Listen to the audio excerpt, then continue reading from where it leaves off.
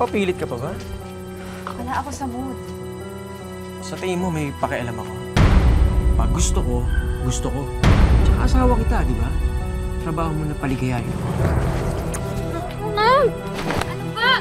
Pero hindi kasama doon na babuyan mo ko. Ah, ganon. Matigas na ulo mo ngayon. Ha? Ah! Alam mo, maghanap ka na ng ibang babae na bababuyan mo. Dahil tapos na ako sa'yo. Sabi mo? Ano sabi mo? Tapos ka na sa akin? Ito nga pala yung gusto mo, no? Yung nagkakasakitan pa tayo. Bumatay ka na! Patay pala, ha?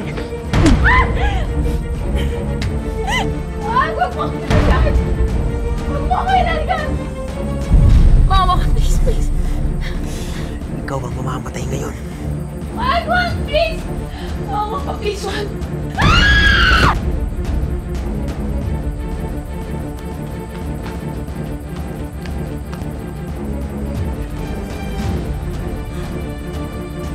Pinatay mo si Ma'am!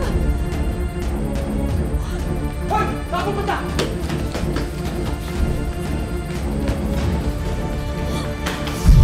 Saan ka pupunta, ha? Ha? Sige dito. Liga!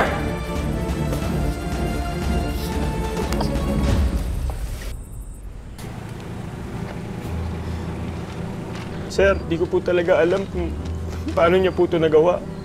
Di ko alam kung ba't siya tumalon. Di ko po alam kung ba't siya nagpakamatay. Saan niyo ba nakita tong suicide note na to? Nakita ko lang po yan sa kwarto namin eh. Nakalagay kasi dito sa suicide note ng asawa mo. Lubog siya sa utang. Pati mga ipon niyo naubos na raw. Marisa, sana sinabi mo. Papatawad naman kita eh.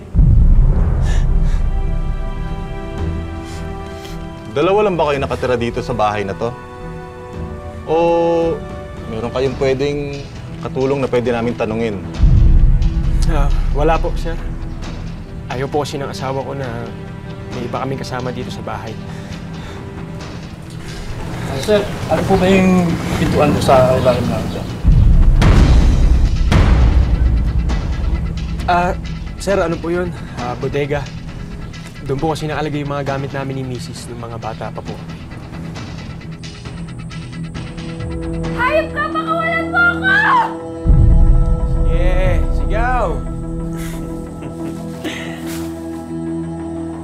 Alam mo, mapapagod ka lang. Kasi wala namang makakarinig sa'yo dito.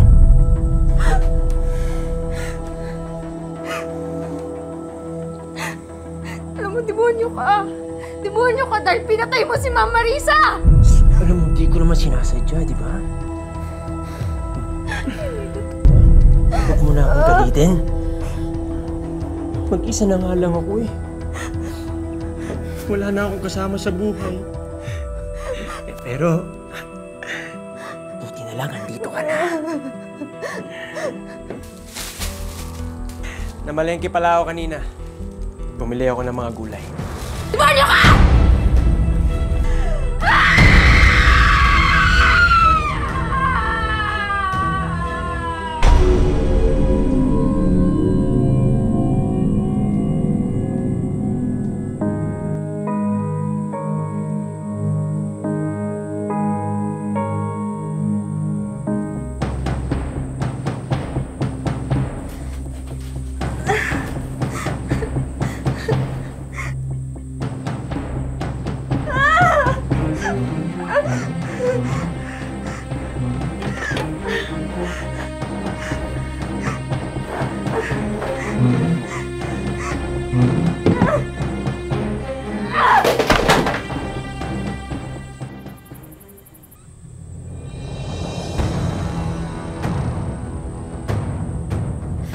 Binaboy mo ko.